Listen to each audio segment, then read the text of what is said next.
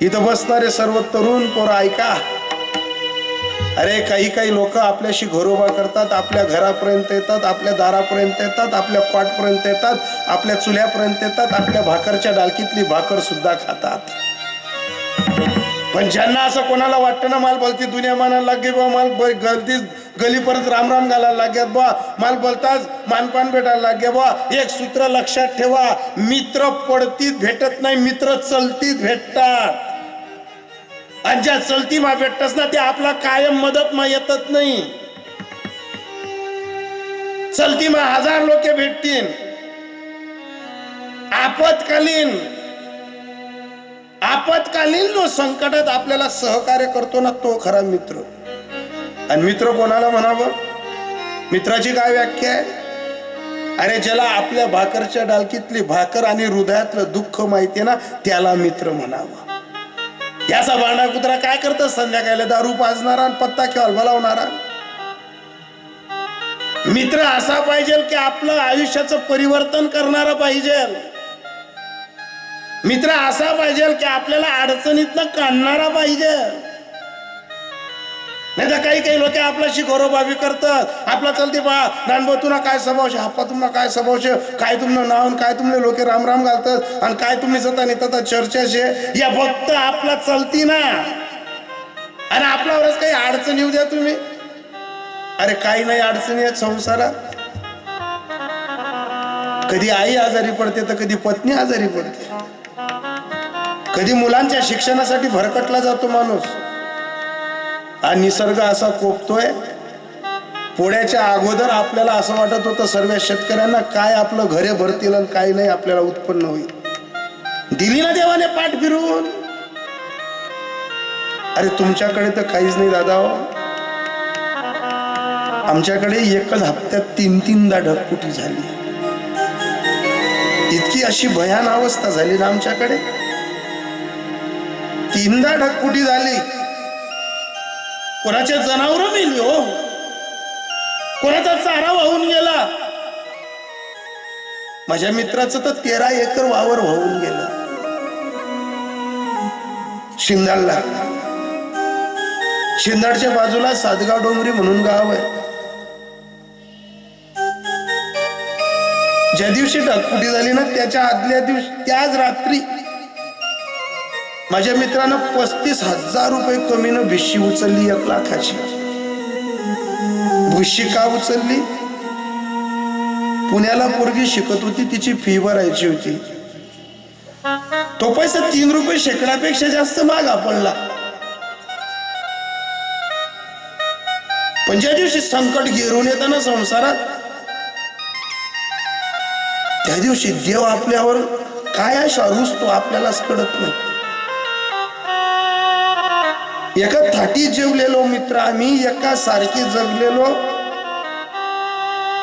प्रत्येक काळात सुखात आणि दुःखात असलेला मित्र. ज्या दिवशी ढगफुटी झाली, 60-65 हजार रुपये असे आणले, फ्रीज वरती डब्यात ठेवले बाबा. आणि रात्री 2 वाजता जेव्हा ढगफुटी झाली,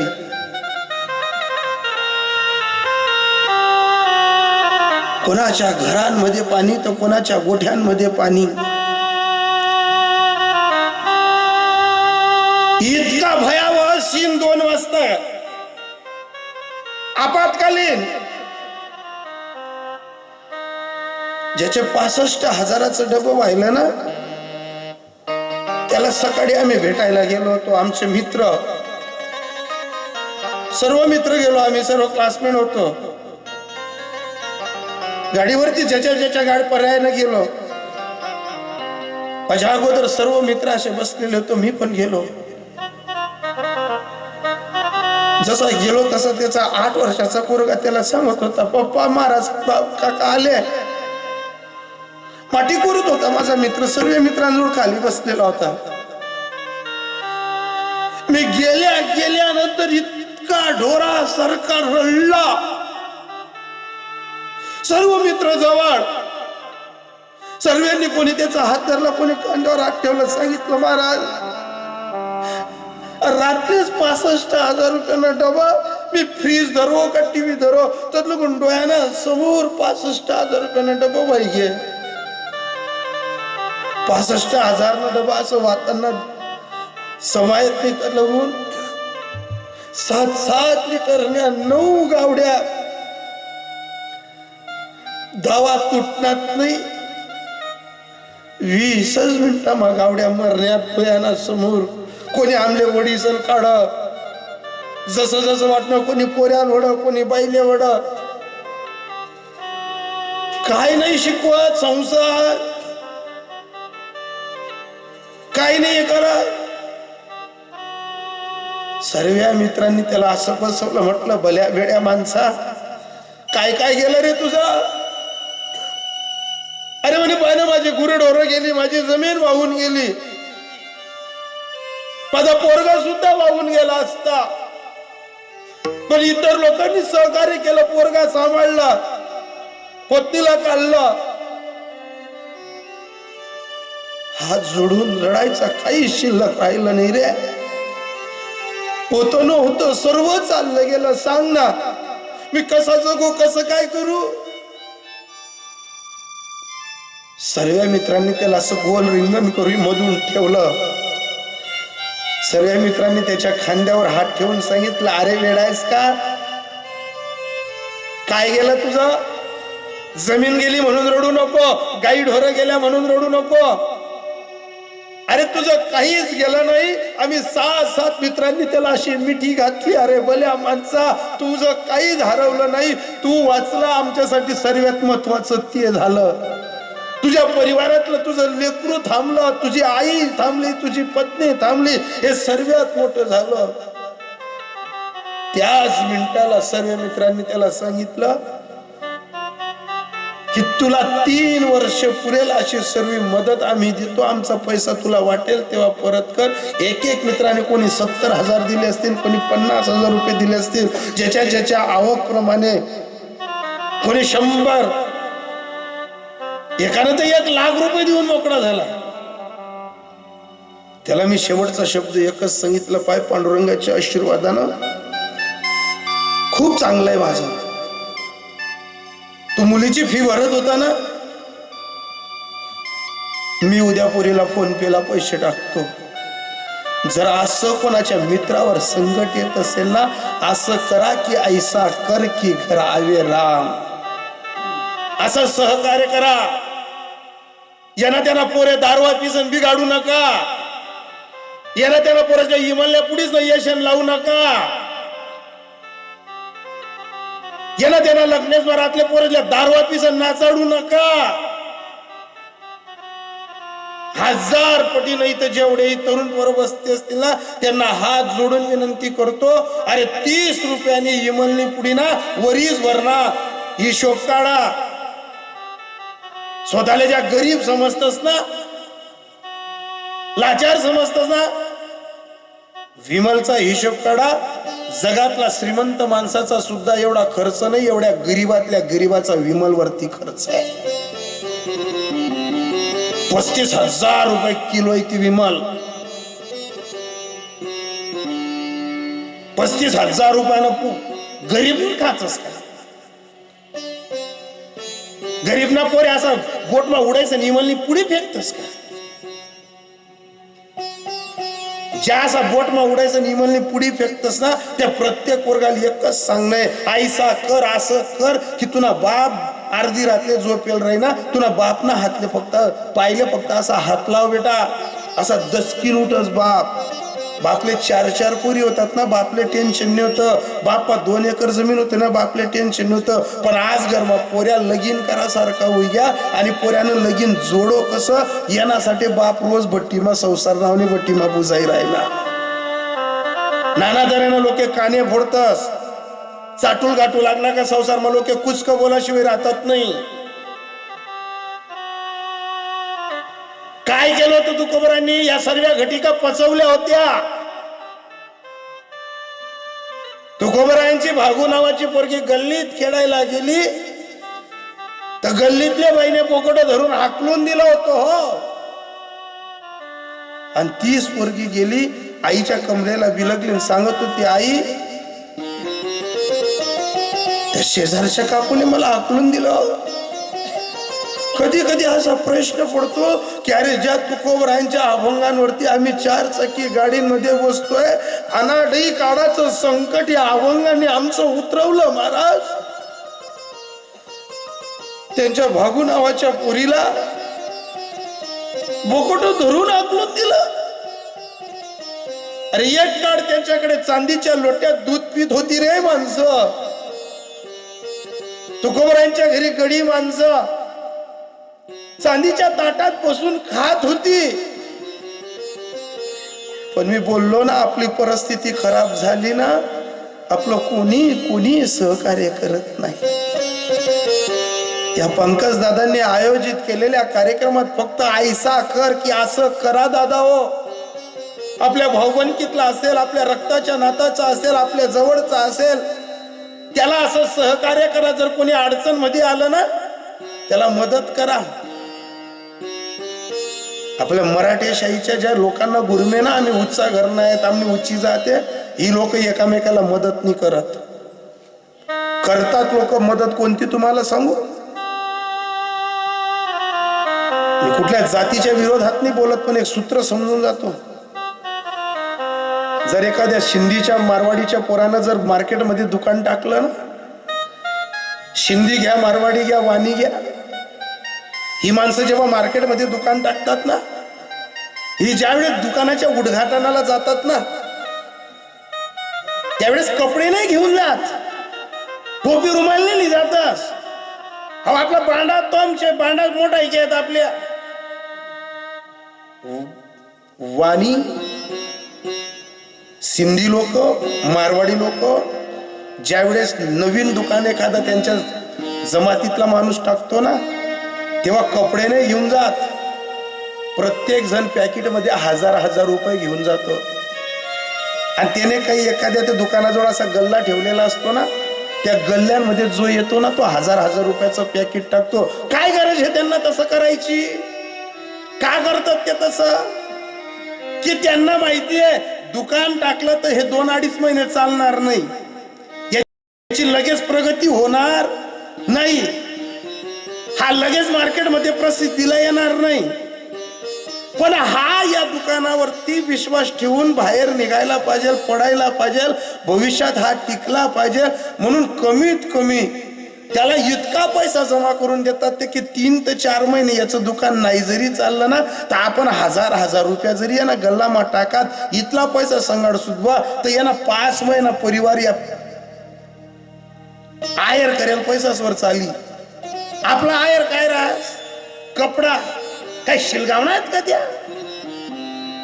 मदत करायला बुद्धी तेच पाहिजे, सहकार्य करायला नीती श्रेष्ठ पाहिजे, दया करण्यासाठी हृदयात प्रेम पाहिजे.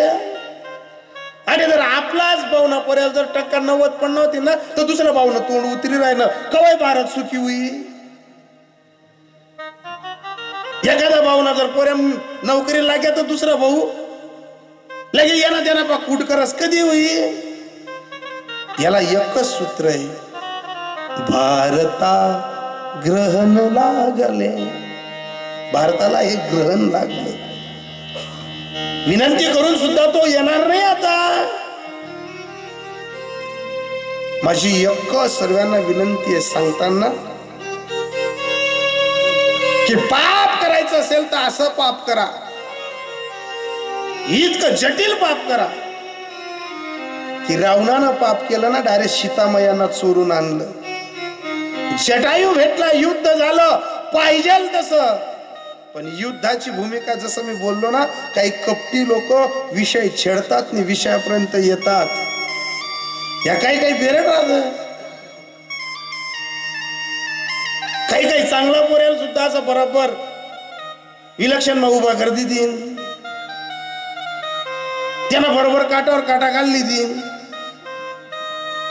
याचा चांगला अनुभव आलाय मला सुद्धा. मला विजय कीर्तन चालायला लागणार ना महाराज, जेव्हा जेव्हा कीर्तन चालायला लागले ना, मला बी असं युगू युगेतात की मला बोलता लोक माना लागतात बा बरोबर इनी मिनी भाव बनच नाही, परकाच नाही. बराबर फॉर्म भरायला लायती ना म्हणे बी हाऊस हाऊस मानी मोठा किंमत फॉर्म भरती ना फॉर्म भरा दिन दुनियाना लोक ये छाननी ना देईन माघार बिलिव देत नाही आणि फॉर्म तर भराय घ्या म्हणा बी कोठे माऊ मी बी म्हणा बी पाय खाले टेका येत नाही आणि जसा फॉर्म भराय घ्या आणि मतदान मागान टाईम म्हणून मन मी तर कोण दिकी मी जेनगड जाऊ पाहिन मी हात जोडू पाय जोडू जसनगर पाय पडू तिथं लिखत सांगे म्हणा अंड्यानगर कीर्तनले काय ता लिंद का पॅकेट कमी आता इथलं ध्यान ठेवतो शेवटना दिन माल भेटतो शेवटना दिन ती पण काही मला नारायणी देवा होती माले उलट सांगा होती त्या रोज ते पॅकेट लय महाराज घेरा घालणाऱ्यांवरती लक्ष ठेवा खड्ड्यात पडणारे आपलेच असतात परके नसतात फुलावणारा बी आपलाच राहत आणि मला जो फुलाई दे ना आणि इलेक्शनला उभा राहू मी तर गण ऐकूया करी मते मागू पण या गावे गाव एक जेट पोल काढणारा एकदम बेरट त्या बरोबर असा शेवटणार रातले येतच मी तर शेवटणार रातले असा जपेलो तू 12-1 वाजता एक चित्र पुन्हा होते वैकू बी नाही मी असा टाइमला असा न्यारा चेहरा बी पुढे येतोस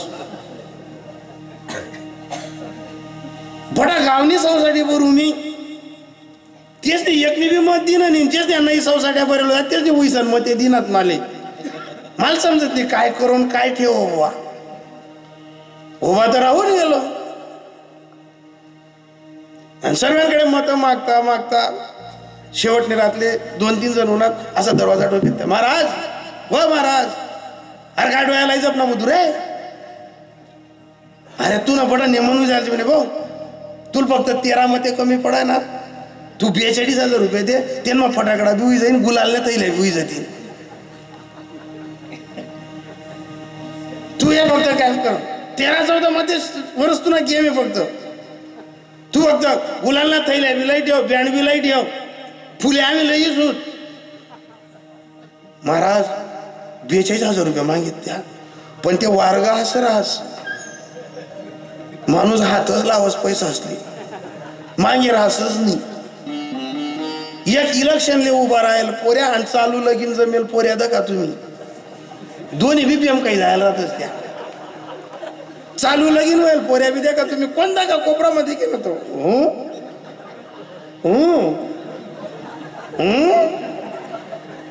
एखादा गव्हाण मा पड जाई तर एखादा गटार मा पड जाई परवान दिन एक पोरगा बोलता बोलता कुत्रावर पायटी दिना त्यांनी ते कुत्र कमी को काय आणि तोच को काय हडे हडे हडे आणि मी वाटावर त्यांना मध्य ग्रंथ म्हणतो हो येड गाजर अरे त्या कुत्राना दोष नाही रे तू कुत्राला मुसडावर पायटी देणार कुत्रापेक्षा तू जास्त को काही राहणार ना रे जसं ते नवमार्ग परवा आमच्या गलीमध्ये एका पुरीचा साखरपुडा झाला आमना एका दाखलीने मोठी होईल पोर तिनं बालवाडीनं डबा मिली जाईल तिने खिचडी आम्ही बी त्या डबा मग खाईल आता ती मुलगी आमच्या समोर लहानाची मोठी आमना समोर साखरपुडा मिकरपुडा बडा भांडा दवा पाहिजे तर मंडपल्या गड्या करा पण आम्ही बडा आवरी उवरी होऊन आणि वटार हात पाय दुरेन तुम्ही तर लोक ती पोरची नामा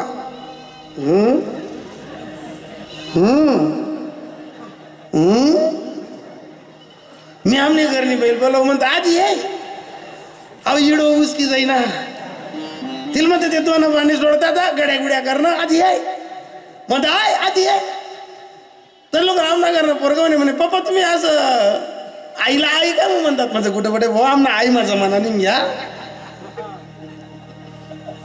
ती उनी देखे म्हणे तुमले काय वाटत आहे की म्हणता आत्ते लगीन व्हायला पाहिलं होतं आपलं मला असं वाटत तिला म्हणतो येडे कितला चांगला काय आहे अरे 2-2 लेकरं आहेत तरी जुन्या त्याला सांगत मी आम्ही बोलूत नाही आई पोरणा नवर देवा तू गरबी बिडेल नाही तर लोक नाही आता मी तीनकडे देखून मला असं वाटत म्हणतो हो म्हणा बा विल काय एंटम नाही सुटेल मग टाकली हो हा इथली बोलणारी पोरगी इथली येडी बागी होई गे नवीन लग्न जमलेलं कार्य आणि विलक्षण उभा राहायला माणूस बेम काही जायला राहस त्या 42,000 रुपये मागेत मी घरमा घुसनू कपाट उघडावत नाही त्या पैशातले हात लावत नाही तर लगून दल्ली वाट रे मरी जायचो कुत्रा गरमा किराणा करांचा वजूल असतुले अरे बांडा कुत्रा ताजा कर म्हणतो हो म्हणा वा पैसा दिल्यानंतर या का म्हणा गौरीवाला फोन लागते दिन बो त्या पैसा मोजीच राहीन तुम्ही देवाले तर लगून बाई पोरेल उठाडे उठा रे मावली गुरु तुमना बाप दे का काय कर बाई तिरीत कराय ना म्हणतं या इनी मिनी म्हण तंगडीतले शेंटिंग तार बांधतीन बो म्हणी तर त्या 42,000 रुपये दी ना या एक्झिट पोल काढणार आता आतिस्ता दिकनात भिनात असं यकुंबर किंवा टाको बघली जमाल 13 मध्ये स्वर सांगेत जमाल गुलालने थैल्या बिलवणी देत त्यांना 92 सांगेत फुले बी महिन्या मी 43 मध्ये स्वर घसडायनू 43 मध्ये स्वर घसडायनू मी असं उनू गरजाचा काही बाम्या कसा वेळ धावा मला मागे बी नाही पुढे बी नाही आणि मग समजणं गुरुबाई म्हणते ना कोणी घसड आपलाच नाहीच घसड एक लक्षात ठेवा देव तुम्ही बजायला जाल त्याच्यापेक्षा कार्य सत्य करा एखाद्याचं गरीबाचं पोरग शिक्षण करत असेल आणि जर त्याला फी भरायला पैसे नसतील ना त्याला स्वतःहून मदत करा ऐसा कर की घरावे राम एखाद्या मुलीच्या लग्नाला पैसे नसतील तिचा बाप तिची माय तुती करत असेल पैसे भेटत नसतील ताई सर असं करा त्यांना हक्काने सांगा की अरे घे ना दादा पैसे तुझी लेख काय माझी लेख काय 2 महिन्याची ठिकाणी 4 महिने देव आपल्याला कोणतीच कमी होऊ देत नाही या जटायूंनी जेव्हा युद्ध केलं पंख छाटली गेली पडले महाराज पण शेवटच्या घटिकेला फक्त राम राम केलं तर रामाची मांडी प्राप्त झाली कशाच्या जोरावर कंठी प्रेम दाटे नैनी नीर लोटे हृदयी प्रगटे राम रूप पण जिथून तो रावण ते सीतामायांना घेऊन गेला पण याच सीतामायाचा शोध घेण्यासाठी अयोध्या नरेश ब्रह्मांड चालक जगाचा मालक डायरेक्ट लंकेपर्यंत गेला इकडे रावणाने असं पाप केलं की याला राम शोधत शोधत मारायला आला इकडे बडीने असं पुण्य केलं की बडीला शोधायला आला मग तुकोबरायांना आलेल्या भक्त मंडळींना एवढंच सांगितलं पाप कर का पुण्य कर पण ऐसा कर ऐसा कर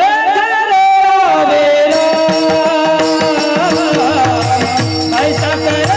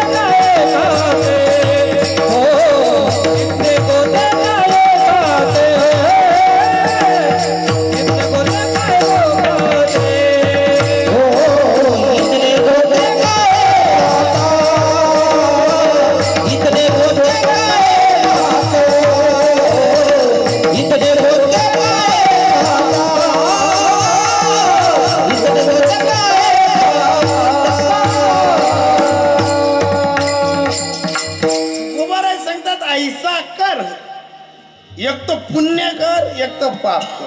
पुण्य असं कर की जटायूनं मरता मरता राम म्हणलं तर मांडी द्यायला आला.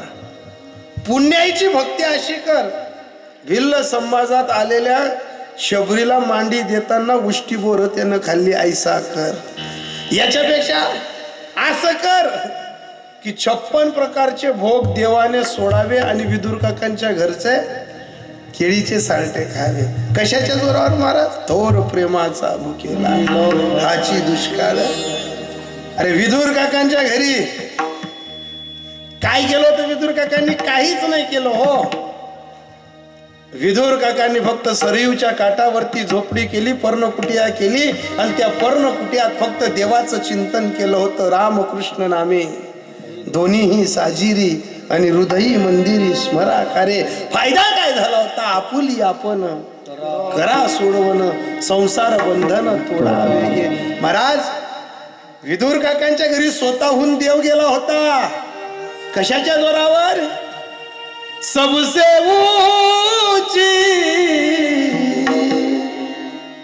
है प्रेम सगाई, सबसे ऊंची है प्रेम सगाई, सबसे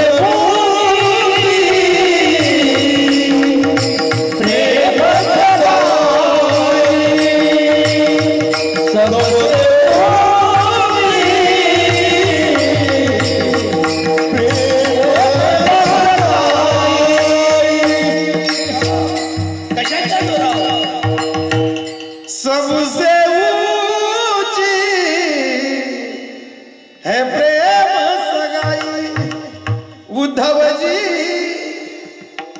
चलो विदुरा घर जावे. उद्धव जी चलो विदुरा घर जावे. उद्धव जी चलो विदुरा घर जावे. उद्धव जी चलो विदुरा घर जावे. शबरी के बेर किताबल, शबरी के बेर किताबल, रुचि रुचि भोग बजावे. उद्धवजी चलो विदुरा घर जावे. उद्धवजी चलो विदुरा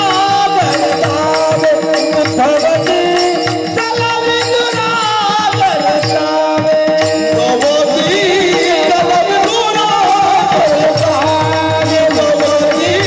चलो विदुरा घर जावे.